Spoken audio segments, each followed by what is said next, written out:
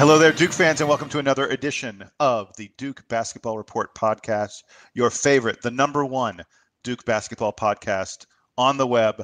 I am your host this week, Jason Evans. I think we're the number one Duke podcast on the web. I can't imagine we're not, because I don't think there's another one that exists. Not if there is, yeah, not that we know of. If there is, they ain't getting the numbers we're getting. They hear our podcast and they realize that they shouldn't even bother competing. Yes, they weep. They weep for mercy. I am joined, as you just heard, by my two compadres, my partners in crime, so to speak, Sam Klein in Denver, Colorado. Hey, this week, a third of the podcast is brought to you by a can of Dale's Pale Ale that is sitting inside of a Duke koozie. Hey, dude, were you paid for that endorsement? No, I wish I was, because if they wanted to give me free Dale's Pale Ale for life, that would be like my favorite thing ever. There you go. And also in Washington, D.C., our nation's capital, Donald Wine. 1/3 of this podcast is brought to you by water in a generic Nalgene bottle. And the other third of this podcast is brought to you by me needing to get a drink. I should have gotten a drink. My throat is already feeling parched.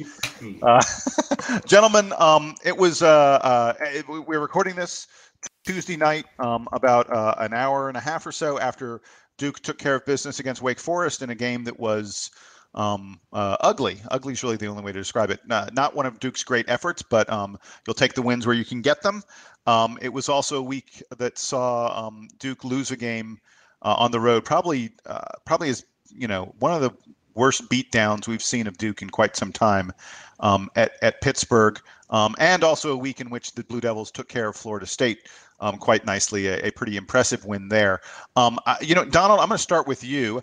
Pick any one of these games or pick all three of them. Donald, tell me some impressions. What are you seeing from the Blue Devils at this point? So I happened to be out in Denver this weekend. I did not get a chance to see Sam, by the way. Sam was out in the slopes, which is great, and he was enjoying his weekend. But I was watching. I am sorry, by the way, Donald, that I didn't get to see you. But it seems like you had a good time. It was a great time. I had a great time in Denver, and I will be back very, very soon, hopefully. But the one game that I got to see out there was Pitt, and one of the stats that I looked at that's probably the stat of the week because it kind of blew my mind is that Pitt shot 50% from the floor for the entire game. Now, if you watch that game, you may know that is it seems like a travesty because it seemed like Pitt shot 92% from the floor. It seemed like everything was going in for them, and we just could not match that intensity that they showed at home for a game that they desperately needed to solidify their stance in the NCAA tournament bracketology. So I don't want to take too much from that loss other than, it seemed like everything was going against us. It seemed like everything was going in for them and was rimming out for us. Even when we had great defensive plays, they were able to get good shots and make them, or difficult shots and make them as well. So I think the one takeaway from this week was, even in our loss, I think all these games were gritty. They were scrappy. They weren't really great basketball games to watch visually. But I think we're in a good position anyway. I think we're in the position that we need to be entering this last game against UNC this week. Really quick, I'll let me say something about the Pitt game, and then Sam, I'll go over to you. I thought this game was the quintessential we're exhausted game, and Pitt had more energy, and that's not something you usually see from Duke. And I apologize. You know what? I'm going to go back to Florida State really quickly to mention something that I didn't see in the Pitt game. In the Florida State game, there was a great moment. Duke was leading by 18 points. There was 2 minutes left. And Matt Jones, the guy with the busted ankle, went to the floor to get a loose ball. Now, whether or not Matt Jones got that ball didn't really matter in the grand scheme of the game. Again, Duke was leading by 18 points. There was 2 minutes left. In fact, with 15 seconds left and Duke still up 15 points, Grayson Allen was going to the floor to get a knee burn, to get a floor burn, and knock a ball away. And that was the way Duke played in that Florida State game, 110% at all times. And I think playing that way, which is how they've been playing for more than a month now, for 2 months really, since they lost to Amile Jefferson, these guys have been working so damn hard. It just caught up to them, and they just didn't. Pitt punched him in the mouth, and Duke didn't have an answer because they didn't have enough energy to have an answer. Yeah, go ahead. At this point in the ACC season, Pittsburgh's obviously a team that's had kind of an up and down season. They would like to, edge their way into the NCAA tournament. So this game meant a lot to them, obviously, to beat what had been a surging Duke team, to beat them down pretty good and right from the tip. I mean, Duke didn't come close to matching Pittsburgh. They were down 7 at the half, which felt like a gift. And where early in the second half, the score ballooned away and Duke never really had a chance to catch up. So I think you're right, Jason. I think that this Duke team is tired. They've obviously only got 7 guys who are playing major minutes or 6 guys rather who are playing major minutes. And therefore all those guys are playing, over 30 minutes a game. Chase Jeter, as much as Coach K is trying, Chase Jeter is still having trouble, putting together complete possessions worth of useful basketball. He's not, he can't stop himself from fouling. So, unless. Well, but hey, let me jump in on Chase Jeter really quick. He did. Again, harken back to the Florida State game. Go ahead. Chase Jeter had 4 minutes. And I mean, this is where we are with Chase Jeter, that we're looking at 4-minute stretches and going, wow, he had 4 minutes in the first half against Florida State. That was easily his best 4 minutes of the year. Not absolutely. Even close. Right. But overall, it's not like we're seeing an enormous trend from him. Obviously, against Pittsburgh, he wasn't useful, and then in this strangely tight game against Wake Forest, where it was a weeknight. So it's not like it was one of those weekend afternoon games where the team has an excuse to be lazy. They know that the season is winding down. They know they have to get in gear because UNC game is coming up this Saturday, and then after that, any remaining games are all postseason games. They're all against teams whose seasons will end if they lose. So, but against Wake Forest, Chase Jeter collected 100% of Duke's points off the bench. Luke Kennard had a big goose egg. Chase Jeter 1 for 2 free throws. That is true, and all the credit to him for being the bench production. Regardless, Duke didn't really need it tonight. Obviously, the team was led by Grayson Allen, who was all over the place. And I know that we're gonna talk about him a little bit more extensively, but I did just want to, kind of mention him in his own segment here when we're looking back at games, because he was so ferocious tonight. The way that he has been able to attack the rim and draw fouls and get baskets has just been unbelievable. We talk a lot, I think, about, or at least I do, on this podcast, talk a lot about Marshall Plumlee and the strides that he's made this year. And obviously we saw it tonight, even though he fouled out, he had a really strong double-double. I think he set his career mark for rebounds, was what they were saying. 17 rebounds, 13 points. That's a big game. And big game. Coming right after, he was utterly ineffective. The Pitt game. I mean, if this Wake game may have been his best game of the year, and it's darn close to it, and of the year, I mean of his career, that Pitt game may have been the worst game of the year for him. And I don't even necessarily want to put all the blame for the Pitt loss on Plumlee, because he was down there. He was down there in the post trying to get rebounds against 3 or 4 other guys on every possession. So there was only so much he was going to be able to do against that. I think that Duke team overlooked maybe how strong the rebounding would be from Pittsburgh, and by the time they started crashing the boards a little harder, it was already too late. But I was going to say that Marshall Plumlee had a really strong game tonight, but Grayson Allen really seemed to carry this team. The fire that he had tonight was unmatched, and I think that as much as we expected him to show great strides this year, averaging over 20 points a game tonight, he scored. It was a big number. I don't remember exactly what the number was tonight, but he scored a big number tonight. It was like 30 points. Looked really strong on both ends of the floor. Really showed that he's been the leader of this team. I think you can kind of argue between Allen and Ingram as to who the more talented player is, but Allen has really become the centerpiece of this team, and I think that's going to be important if Duke is going to he has to keep playing like this if Duke's going to make it far in the tournament. And that Pittsburgh loss really hurts Duke's chances in the ACC. I know we're going to get to that discussion in a little bit as well. It probably knocks off the momentum that Duke had to maybe sneak up to a 3 seed in the tournament. I think that a 4 might be their highest at this point.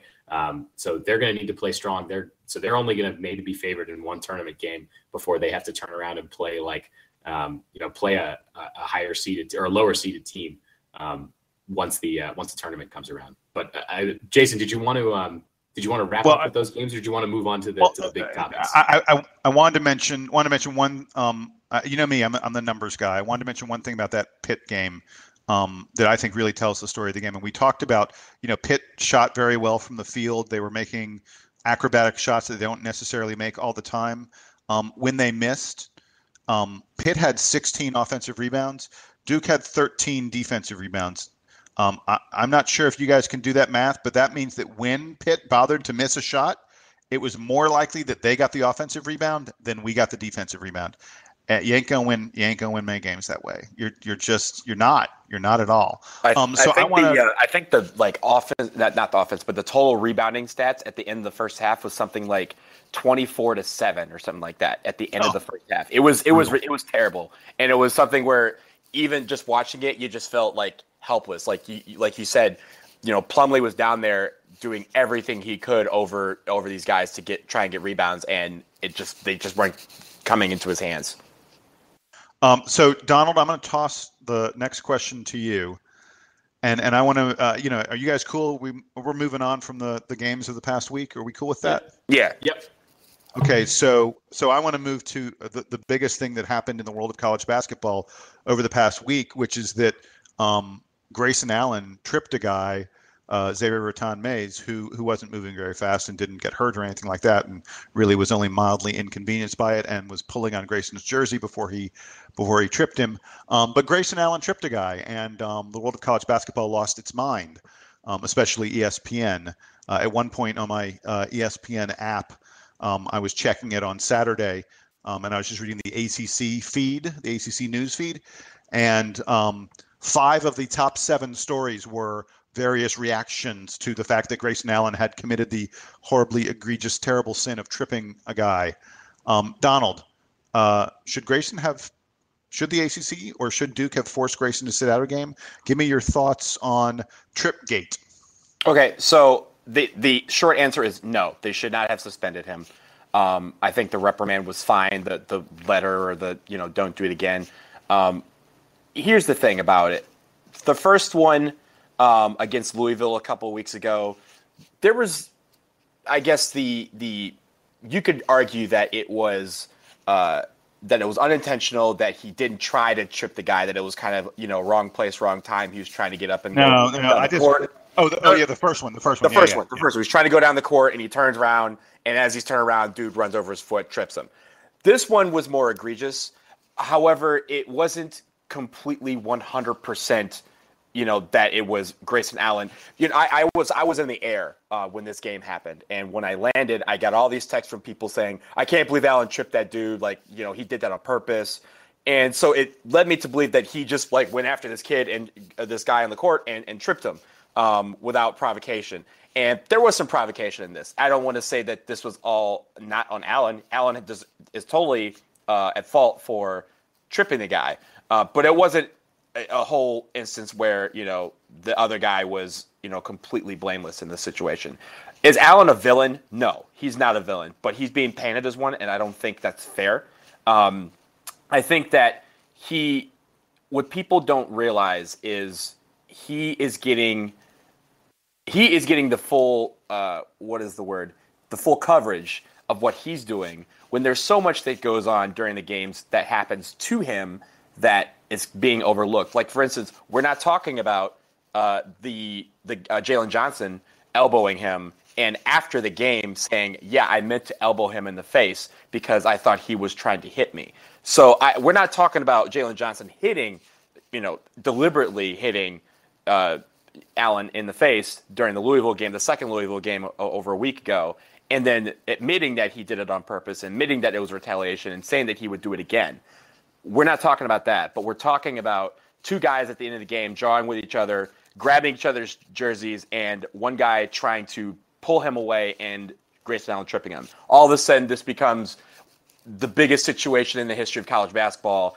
Allen is the biggest villain since Christian Laettner, and I don't think that's fair. I think that people are looking at one side of the situation, and they're not looking at all sides. But having said that, I do think that because Allen is in the eye now, he has to be more careful. He can't if he chips another person, we're going to have this conversation again. The ACC or even the NCAA, if it's in the tournament, will step in, and it will be something where 3 strikes, that will happen. So I think that he needs to be more careful going forward. But I'm not ready to put. While I'm ready to give him some of the blame, I'm not ready to give all of it to him. Sam, your turn. The whole thing is stupid, right? Yeah. Grayson Allen's not some kind of villain. He's not out there like doing dirty stuff all the time. This thing happened. The thing against Louisville happened. I think in both instances, the thing was instigated by somebody else, and Allen, foolishly on his part, sort of ratcheted the thing up and made it, gave I guess the haters an excuse to say something. And obviously ESPN has run with this whole thing because Duke gets clicks and Duke gets eyeballs, and having a Duke guy that people hate, whether he's Greg Paulus for some reason or Steve Wojciechowski, or name every white point or shooting guard that Duke has ever had, JJ Redick. So wait, so you saw the video? Yeah, it's all the villains of Duke. ESPN has this video. It's the villains of Duke. It doesn't make any sense. Greg Paulus and Grayson Allen are nothing alike, right? I didn't see the video, and I don't feel like it, because here's the thing, and you know what? We're treading over this line, and I think I'm going to step over it. They're not talking about every Duke basketball player. They're talking about a particular set of basketball players that when they show up on campus, people immediately say, that's the guy I'm going to hate. And if you think about 2 years or last year, or I'm sorry, actually, I guess it would be 2 years ago now, when Grayson Allen was winning the dunk contest in the McDonald's All-American game, I remember watching that distinctly, and I remember watching him during the McDonald's All-American game. And as they zoomed in on him, one of the guys, and I forgot who was with Jason Williams, J-Will, he was one of the broadcasters. The other broadcaster said, there's Duke's next hated player. And I don't understand why we are talking about players before they come in. Like, they just anointed him before he even stepped foot on campus as that guy has a hateable face, or that guy, is going to be the one that is hateable, because for some people, it looks like he doesn't deserve to be on the court. He doesn't look like a prototypical athlete, superstar athlete, but he looks is. Like Ted Cruz. He looks like Ted Cruz. Well, I want to say that Ted Cruz looks like him, but except that Ted Cruz is like, probably 30 years older than him. But having said that, I think it's terrible that people have this in their mind before they do it. So, how fast did that Dana O'Neal article come out afterwards? And all the evidence that comes out for people to use to hate him is just, it's sort of like after the fact, like after they've decided that they already are going to hate him for whatever particular reason. And we said, I think I said this on the podcast months ago, and I've seen other people make this comparison, that the Duke player that Grayson Allen reminds me the most of is Gerald Henderson. I still stand by that. I still think that his game looks a lot like Gerald Henderson's game when he was in college on both sides of the court. And you know what? Nobody hated Gerald Henderson for throwing down dunks and making great breakaways and playing good defense and getting in passing lanes and doing. So, Sam, something just cut you off there. I don't know what it was, but I'm going to jump in really quick, and then I'll let you get back on this again, because I wanted to. Donald, you were talking. You said you hadn't seen the ESPN video. The ESPN video is titled "The Villains of Duke." What a reprehensible freaking title! And it starts with. I know it was there. I deliberately didn't see it. I didn't want to look at it. There's no point. We know what it has on there. I want to mention it. So it shows Grayson tripping the kid, and it then shows highlights in succession of Wojo, JJ, Greg Paulus, and then Leitner. It doesn't show any of those other guys doing anything. I was sure it was going to show Leitner stomping on Aminu Timberlake's chest. How can you leave that out if you're going to show the villains of Duke? I thought for sure they'd show, JJ strutting a little bit after hitting a three or something. No, it just shows Wojo, JJ, Paulus, Leitner. It would be JJ's throwing up the shocker is really what he did. You're right. Such a move. Yes. But it didn't show them doing anything other than playing hard, playing good defense. Like Wojo shows them playing good defense, making baskets and celebrating. Suddenly you're a villain. Suddenly ESPN says you're a villain. You're evil for being a good shooter and a tough competitor. What the hell is this? I have no idea what the point of this is. But I wanted you to know I was really bothered. So after it shows these guys, I was really bothered because after that they put white hoods on all the Duke players' heads and they branded them KK. No, they didn't really do that, but I mean that's what ESPN is basically doing at this point. You're hitting at the heart of what it is. You're hitting at the heart of what they're looking for. Yes, they say that Duke is the evil white team. That's what ESPN's saying, and it's reprehensible and it's awful. And I don't want to forgive Grayson for tripping the guy because. There's a great moment on College Game Day where Reese, what's his name, the host of College, Reese Davis, everyone's giving their opinions and talking about it, and Seth Greenberg's being a freaking idiot and talking about how Duke should have suspended him and all this other stupid stuff. But Reese Davis said, you know what the best solution to all this is? Grayson Allen shouldn't trip anybody, and that's the bottom line, and that's the truth. And Grayson Allen shouldn't trip anyone. So I don't want to forgive what Grayson Allen did, but ESPN is making this into. And they started even before he tripped the guy. They were already writing columns about the evil, Grayson Allen and being the next hated player. And the last thing, and then I'll toss it back to you guys again. Something occurred to me in the midst of all the Grayson hate going on this week. And by the way, I do think he did not get as many calls in the Wake or the Pitt game because the refs don't want to be seen as protecting the bad guy who trips people. If I was Grayson Allen, I would not want to deal with petty college rivalries and jealousies anymore. I would say, hey, NBA, here I come. Am I wrong? You're totally right. I was actually saying to my friend I was watching the game with tonight that, the more you watch Grayson play, and I was talking about him earlier, the more you watch him play, the more it seems like he's an NBA player already, right? I mean, he makes moves all over the place that look like an NBA player. So I think he's going to leave. I think it makes the most sense for him to leave, and I think that all this stupidity that's gone on the last few weeks is just going to help, shove him out the door. Whether he wants to continue his Duke career or not, I think that choice has kind of already been made. And I did want to also highlight in the game tonight, there was a point late in the game where he got hip checked right into the student section. I think I saw on Twitter. Yeah. One of the writers, I think his laptop got broken by it. And you know what? Grayson just got himself up. I think a couple of the guys helped him off the press table, but he got up and he went and he took his free throws and was like, you know what? F this. I don't care about these stupid Wake Forest players who've won 2 ACC games this year. I'm just going to go to the line and do my thing and not care about them because I know they're trying to antagonize me. I know they're not playing for anything. All they're playing for is to get me rattled, and he didn't fall for it. So credit to him. It seems like, other than his momentary lapses, like tripping Rattan Mays the other night, he's played pretty comfortably this year, and he's been able to swallow a lot of all this stupid mess that's gone on. In the Pittsburgh game, the crowd, I guess, was chanting all kinds of annoying stuff at him, and he's able to just let it roll off of him. Maybe he talked to JJ Redick about it because I guess JJ was good at taking it and not letting it affect him and maybe harnessing it for good. So you know what, I'm as stupid as some of the stuff Grayson Allen did this week was, I'm proud of him because he hasn't really stooped to the level that it seems like the whole national college basketball media and fans seem to want him to be. He's not entirely giving them the persona that they've created for him. And you know what? That's kind of the point, right? We're talking about an entire season. And if you think about it, even last year too, we heard this from, this villain approach from him, from people about him late in the season and in the Final Four when who is this kid coming off the bench and scoring all these points in the national championship game? He hasn't played all year. What's he doing here? And it's almost like people are doubting him at every corner.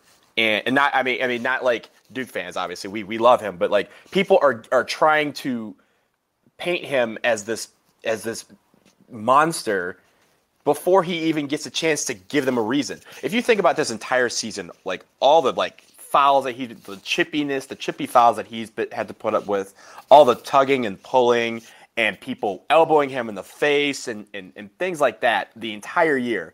And he's been painted a villain off of 2 plays this entire year.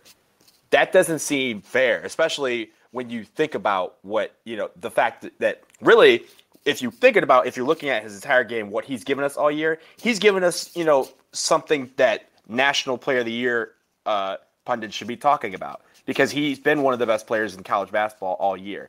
But we're talking about 2 plays, one of which is debatable whether or not he actually intended to do anything. And the other one, at the end result of quote unquote a retaliation, you would say, something that happened to him a week before that wasn't, really talked about. This is, I don't know why it's, we're basically, his whole entire persona has been painted differently based on 2 plays. And I think that's really unfair to him. I think that's unfair to our program because people have been using it as a chance to bash our program, saying that that this happens all the time, that, Duke gets all the calls, we have all these terrible players. Well, we don't. Like, we've been winning over these last few years. We're not having monsters like some of these other programs. We have guys who go to school, they get good grades, they graduate, they go on to the NBA, or if they go in the NBA, they still end up going back to college and they're model citizens, not just in college, but in life and in the pros. So I don't understand why at every turn people have to do this. And I know you guys face it in your hometowns. I face it a lot here. Like, why do we have to defend our players? I'd love to defend our players because there's really not many things that I can say, you know what, I can't really explain that. And we're talking about 2 plays here in college basketball over the course of college basketball. And all of a sudden this kid who really has been doing very well all year is now the monster of college basketball. And I don't get it. I really don't. Can we move on to something lighter? Yes, please. Yes. Jason, bring us something lighter. So how about let's talk about the Carolina game coming up this weekend. And hey, I don't know that you can really talk about this game and not talk about the ACC race, because this is the final game of the ACC regular season. Are we cool with that, guys? Yeah, let's do that. Okay, so let me tell you guys really quick. I did a little analysis, a little checking things out. And if Duke doesn't beat UNC, then we're not getting a bye. I mean, mathematically we could. Notre Dame could lose to Miami and NC State, both those games at Notre Dame. But if you think Notre Dame's losing 2 straight home games, including one to NC State, I just don't see that happening. So I think Duke needs to beat UNC, and then we need Notre Dame to hopefully maybe lose to Miami, or if Virginia loses to Louisville, or Miami has 2 road games, Notre Dame and Virginia Tech. I don't think Miami's going to lose both of those. I think our best chance is that either Virginia loses to Louisville. That game, by the way, is in Virginia, or Notre Dame loses to Miami at Notre Dame. If either of those happen and Duke beats UNC, then Duke will get the double bye, which is an important thing because you don't want to play 4 games in 4 days, not with a team that is tired and as exhausted as this Duke team. Right. Yeah, exactly. But I talk about this as we're also talking about UNC. Carolina, by the way, I don't know if you guys noticed, after they lost to us and everyone was like really down on them, they just destroyed Miami. They beat NC State very easily, and then suddenly they were back to being mediocre again. They lost to Virginia, and they only beat Syracuse by 5 points on senior night in Carolina. You'd think they'd play. They just didn't play. And Syracuse isn't that great this year. So and Syracuse came back from they had a great comeback to even be in that game. They played really well down the stretch in the second half. Just came up short. So let me kick it to you, Donald. Tell me a little more. What are you expecting by the end of the ACC race? Do you think we can get that double bye? And give me some thoughts on what we need to look for in this Carolina game.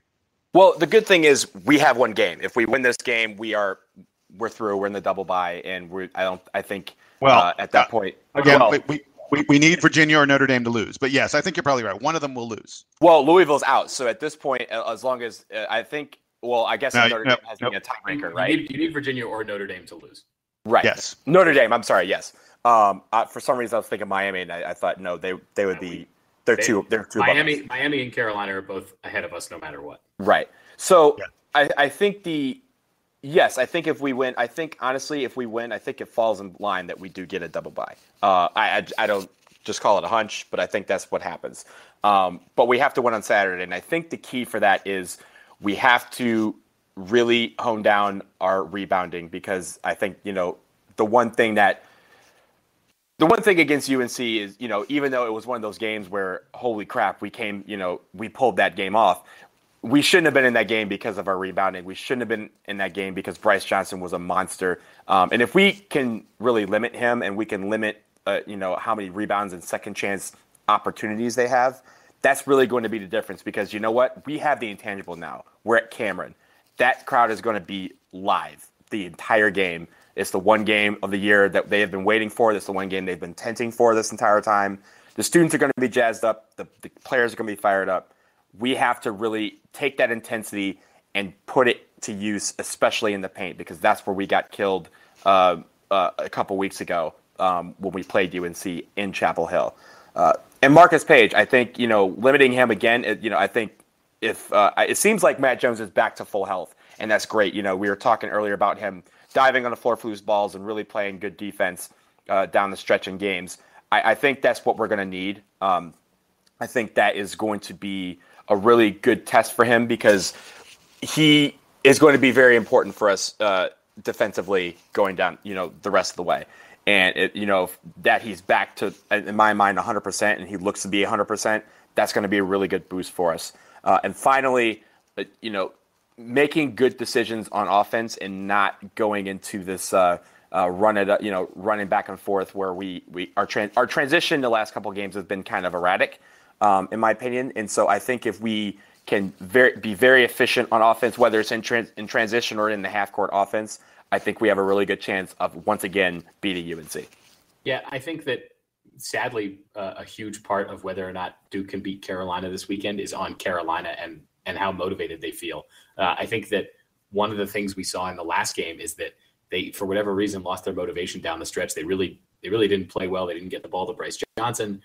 Roy Williams, as we talked about extensively here, didn't manage the end of the game very well. So I actually think that, Duke has been, from game to game, I think that there's been some variation at Duke, but for the most part, we know what this Duke team is, especially when it doesn't have Amile Jefferson. We know how the offense works. There's a lot of isolation. It's not necessarily the prettiest thing, but for the most part, it's gotten the job done, save for the Pittsburgh game.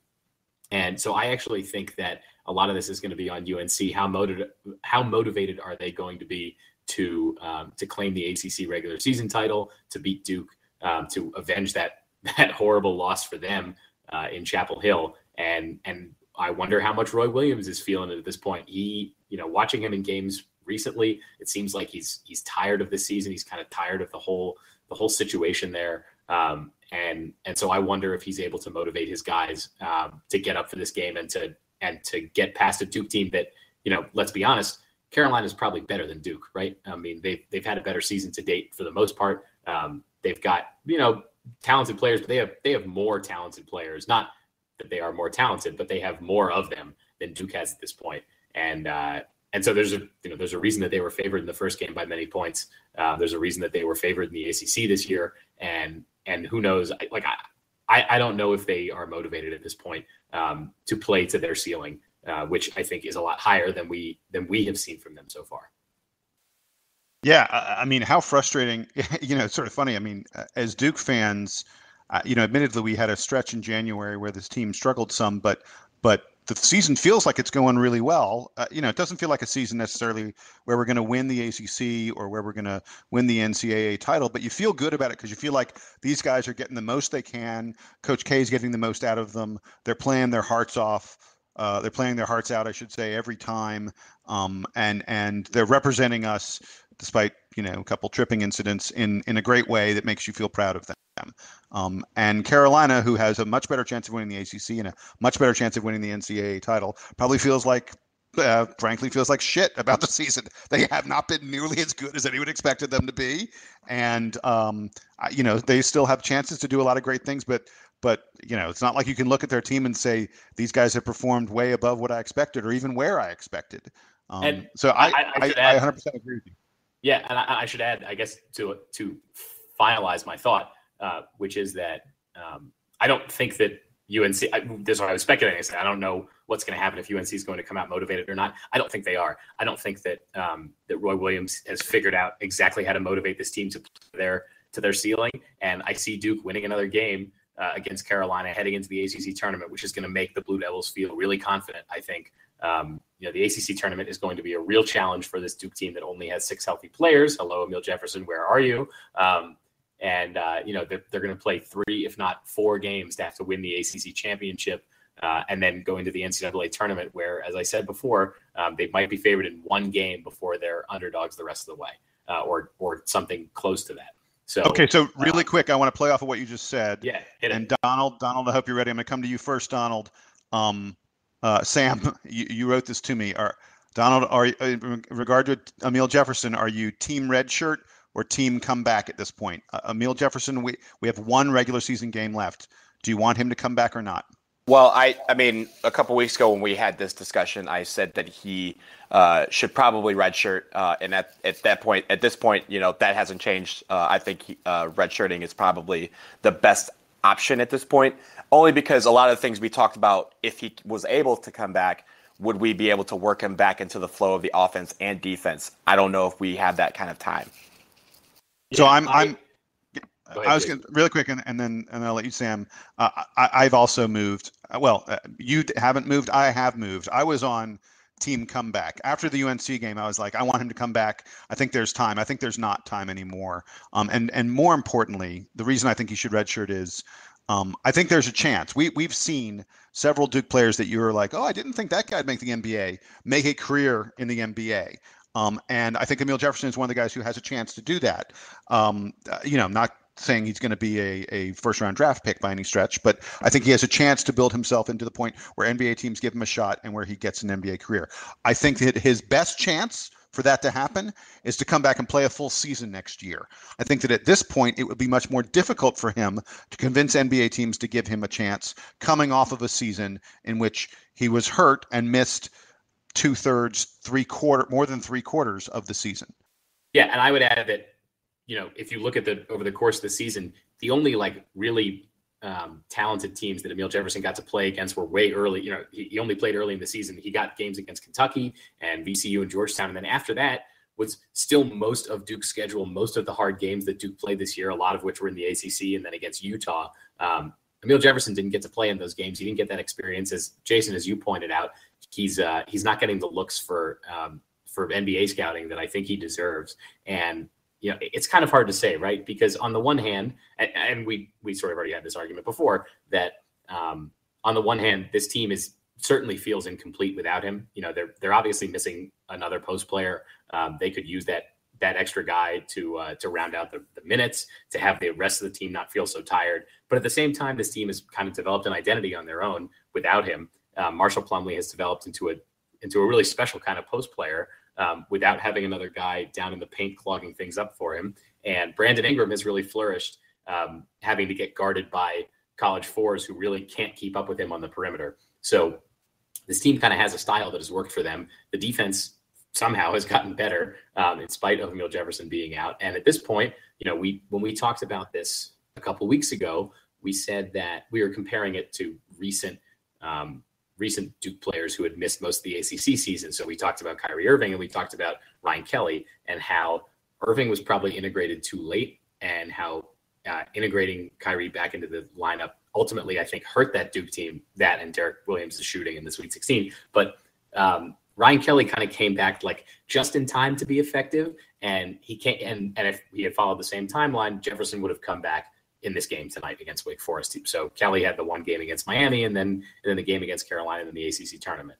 Amile Jefferson's not going to have that. It looked like he was in the boot tonight against Wake Forest. So, even if he's able to practice, it doesn't seem like he's totally pain-free, because he's still wearing the medical equipment. So I think I'm also with you guys. I think that for Amile's best interests, and I think for this team's best interests, it probably makes sense for Amile not to come back this season, which really stinks. He was going to be the leader in every way of this team. He was going to be the emotional leader, the captain of the defense, et cetera, et cetera. And it just didn't work out for him that way.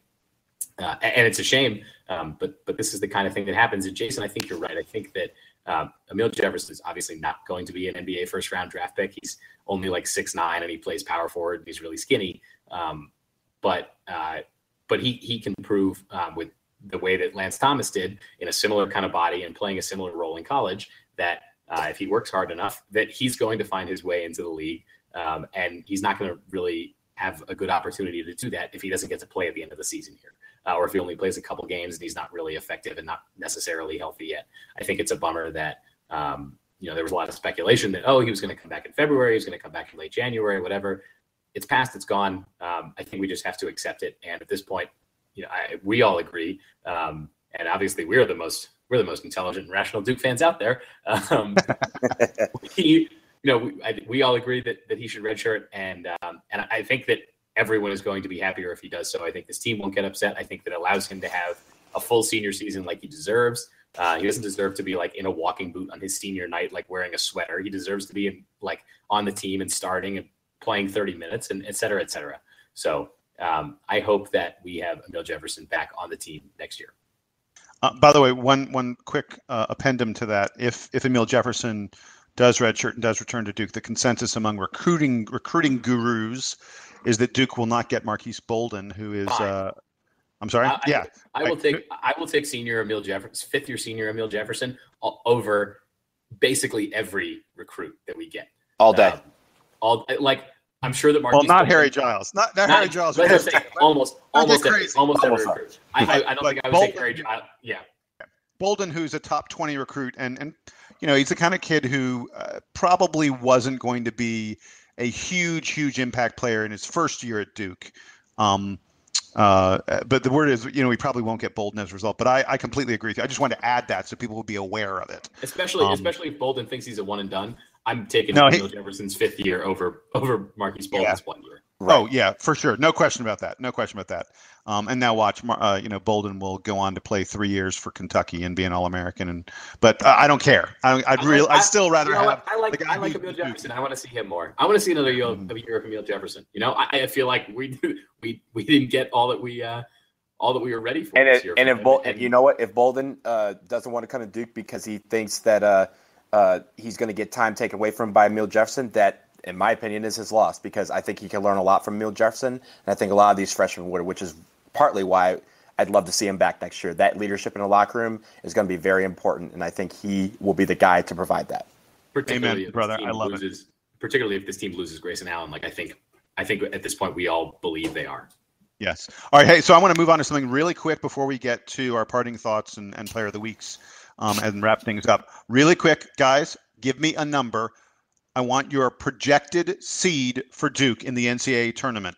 So just give me a number, and then we're gonna advance the game. But first, Sam, give me a number.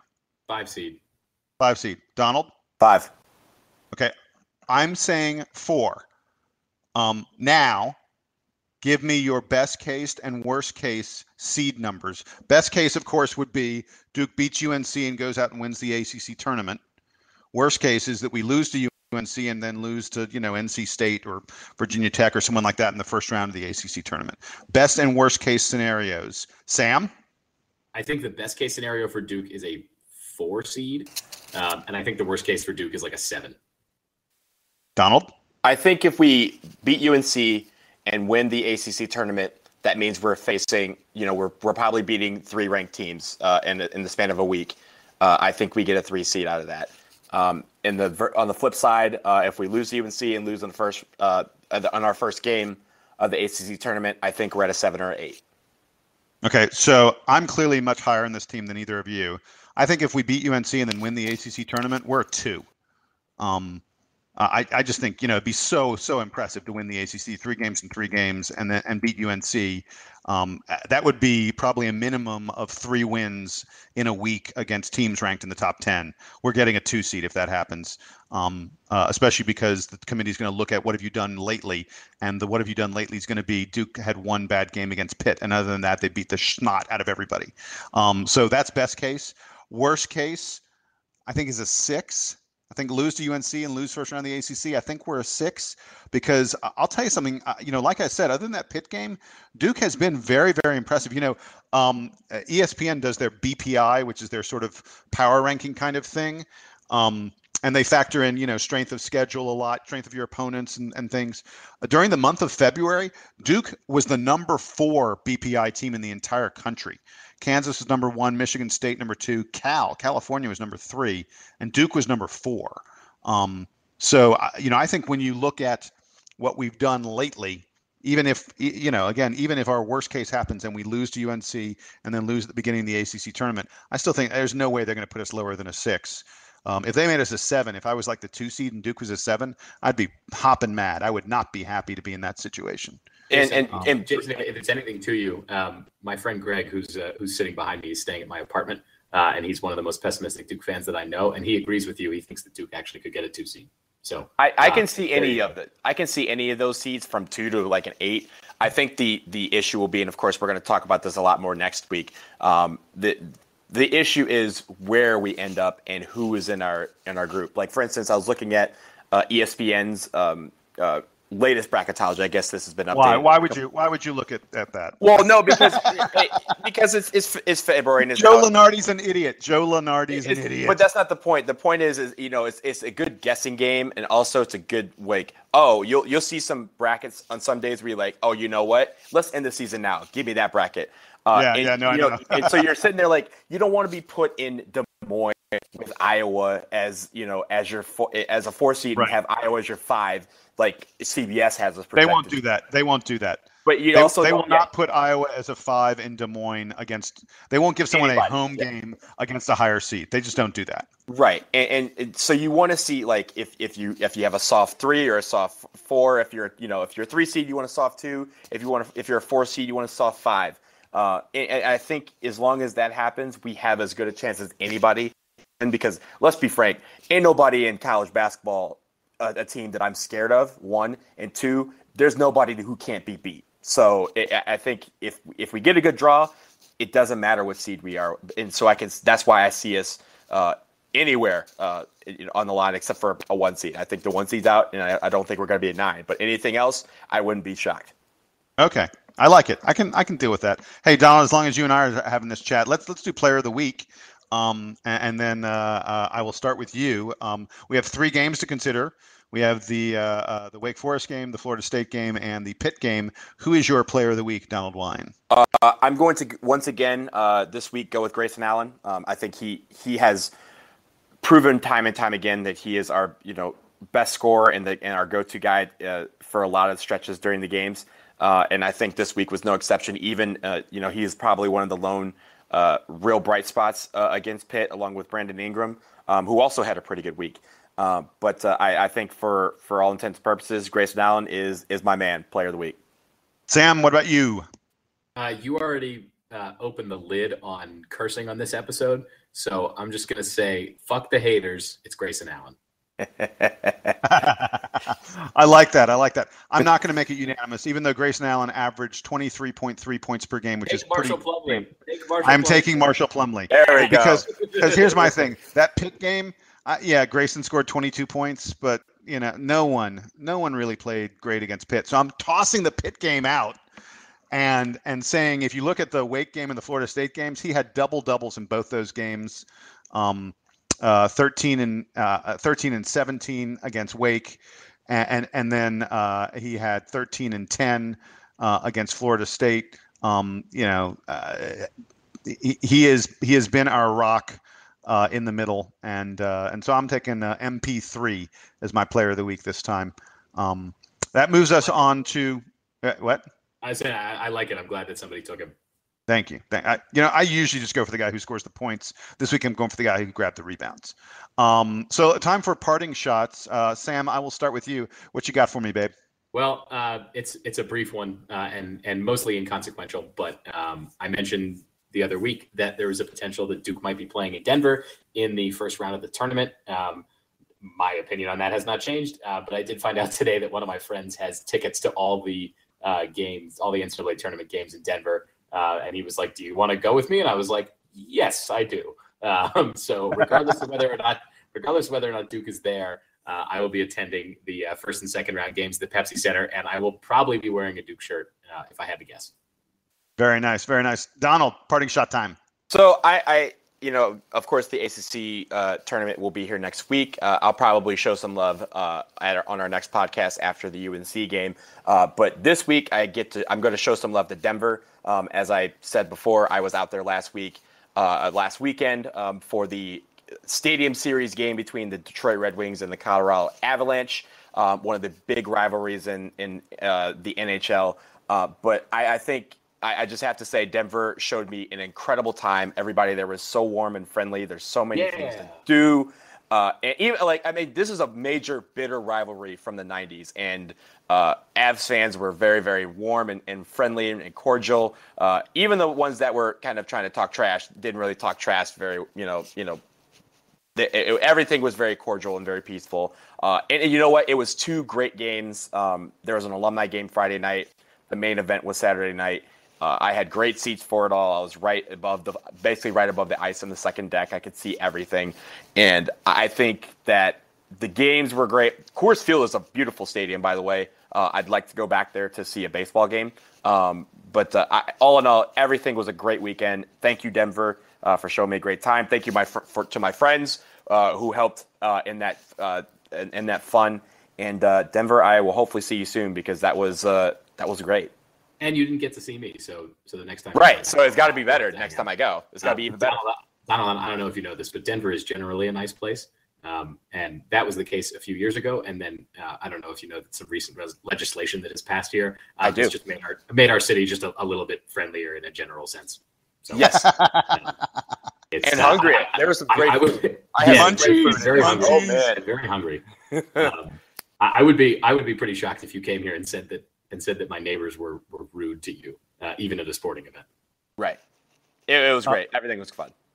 So, guys, for my parting shot, I'm going to give you two numbers. I have two parting shots, and my two numbers. I'm going to see if you guys can guess what my parting shot is about. The first number is 229. Is that the number of 3-pointers that Steph Curry hit this weekend? No. That's number of 3-pointers attempts that Max Hooper. Max Hooper, 229. I knew. I'm going to let you tell your story, because I saw this weekend, and I was like, Jason has to talk about this, but go ahead. Jason is going to talk about it. Max Hooper is now at 229 3-point field goals on the season, and has not attempted a single 2-point field goal. He's 229 for 229 on 3-pointers. Max Hooper, by the way, was named Horizon League 6th Man of the Year. He averages more than 10 points a game off the bench, shooting nothing but threes for Oakland. But the reason I'm talking about him is because really a beautiful, beautiful moment. And I'll post on the DBR. There's some video of this. Max played his senior night game for Oakland the other day, a few days ago. And his father, Skip, who we mentioned, is one of the leading booking agents in the world, books Fish and the Dave Matthews Band, and really one of the top people in the music industry. Skip Hooper has cancer and is not doing very well. And Skip surprised Max by making it to senior night. Skip had to watch the game, had to be in the gym in a bed. He was up in the stands. They wheeled him in a bed so he could watch his son Max play his final college basketball game, at home.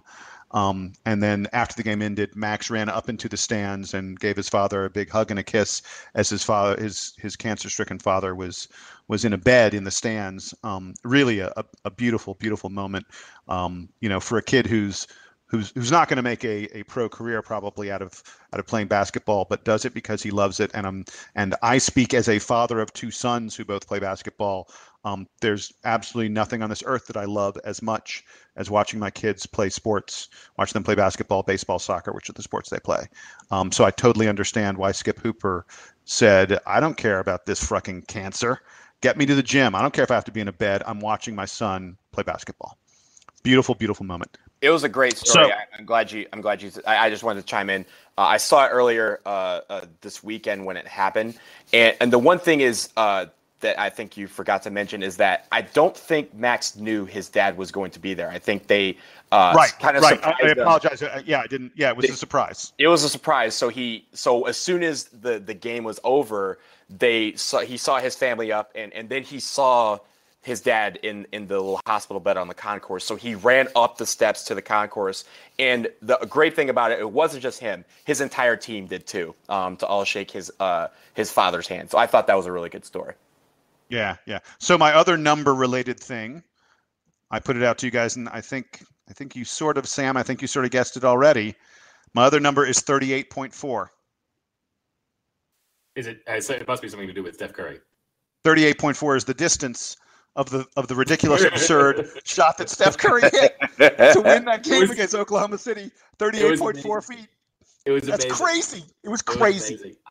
I was watching it with a couple of friends, and we were just like starstruck by the end of that game. I had just come out of the Stadium Series game, and my phone started blowing up with, holy shit, Steph Curry. And so I ran, like, the first place we could see a TV. It apparently had ended 20 minutes before I walked up, and they were still showing the replay. Nothing short of brilliant. I mean, I must have watched the shot like 30 times that night. I probably watched it. Yeah, easily. Have you guys seen the chart they put up on 538 of the like his current trajectory of threes made relative to like the best seasons ever? No. Yeah, it's like a joke. It's a joke. It's a total joke. If you haven't seen it, I guess I can find it and link it to it on this post. But there's a awesome 538 chart that shows like the top, I think like 20 or 30 3-point like totals seasons. It's a chart that's like on the x-axis, it's the number of games, then on the y-axis is the number of 3-pointers made, and like all the ones at the top are Steph Curry, and the one this year is like a totally different, steeper slope than everything else. It's just mind blowing what he's doing this year. Yeah, but also there's another number you forgot to mention. The number is 26 for 53, and that is his 3-point total from 28 to 50 feet. So he is 26 of 53 from a distance of 28 to 50 feet, 50 feet being half court. So, yeah. Dude is... That's just stupid. Are you kidding me? And it's not like he's doing, like, running, like, half court shots. He's shooting these. So, as Bomani Jones is saying, they're talking about where do you guard this guy, and they talked about the guy, I think it was Robertson or whoever, who was trying to guard him and just kind of backed off. And then as Steph Curry stopped, you could see the guy turn around and go, "Oh no, I made a mistake. That's Steph Curry." And there's a video where it's frozen and a still image, and you can see the crowd, and you can see about 40 people in the crowd, including 3 guys on the Thunder bench, where guys have their hands on their heads as if to say, "This guy's about to shoot and win this ball game, and we can't do anything about it." That's the one thing about Steph Curry. I mean, if you guard him from the time you get out, he gets outside his car to get to the gym, you still can't do anything about it. There was at least one shot he made that in that game, because I watched most of that game, where Steven Adams, who has about an 8 or 9 inch advantage on Steph Curry, had his hand like in Curry's face from 28 feet back, and Curry just launched a 3-pointer with like perfect form and switched it. Yeah, right. Like who does that? How do you stop that though? So on Monday last week, Curry came to Atlanta. The Golden State Warriors came to the Hawks, and Curry scored 36 points, 5 of 11 3-pointers, 14 of 22 shots overall, 36 points, 8 assists, 6 rebounds, and that was his worst game of the week. That was his bad game. Yeah, and that was talked about. That was the game that he shimmied in front of the Hawks bench. I watched that game too. He shimmied in front of the Hawks bench as a 3 went in. Like, he turned around as the ball was in the air and started shimmying as the ball switched through. And people were like, I was like, that's probably the closest we've ever seen Steph to being disrespectful. But there was nothing more disrespectful than that. No, and it wasn't being disrespectful. It was that Kent Bazemore is a buddy of his. Right. And Kent was on the bench there because Kent plays for the Hawks, and he's a fairly good player for the Hawks. And Steph was sort of showing Kent up a little bit. It was just friendly. But I mean, 36, 6 and 8 was his worst game of the week. Right before the Oklahoma City game where he scored 46, he scored 51 against Orlando the other day. 51 on 10 of 15 3-pointers. Like, he's hitting for the week. He hit like 2/3 of his 3-pointers, and he took like 50 or 60 of them. It's just it's crazy. By the way, the luckiest. It's not humanly possible. It's not humanly possible. The luckiest guy in the world right now, Anderson Varejao. That man somehow walked from just got himself a ring. Just walked into a ring. To an excellent situation. He doesn't have to play. And the first day he was like, I can't believe how much fun I'm having not playing. Like that an NBA player telling you that, like, he doesn't even want to go into the game. He just wants to sit and watch the show. Yep. It's special. It is special. And speaking of special, I hope we see something special from the Blue Devils on Saturday against UNC. Is it Saturday or Sunday? Wait, is it Saturday? Saturday. Yes, it is Saturday, 6:30 p.m. Duke plays UNC at Carolina. I know the Cameron Crazies will be out in full force. We will be watching and then listening out for another podcast. I'm sure we will get one to you after that game before the ACC tournament starts. Sam and Donald, thank you so much for joining me tonight. Thank you, Jason. If folks are going to be up skiing in the Colorado mountains this weekend, we're having a hoops watch party. So come check it out. Just where? In the middle of the mountains? I mean, is there a specific city you're going to be in Silverthorne, Colorado. You can find all the details. Donald also knows all about these things, but you can find all the details on the Duke alumni page. They have a special hoops watch section where you can find all the locations. So any Duke fans who are listening who don't know where to watch the game with Duke fans, go to the Duke alumni page and you will find hoops watch locations, including one this weekend if you happen to be skiing up in Summit County. I like it. That works. And if you're in DC, Laughing Man Tavern's where you want to be. Go to Hell, Carolina. Go to Hell, Carolina. Oh, Sam, I thought you were going to chime in there. No, go to Hell, Carolina. Go to hell and eat shit. Duke fans, take us home. We're done.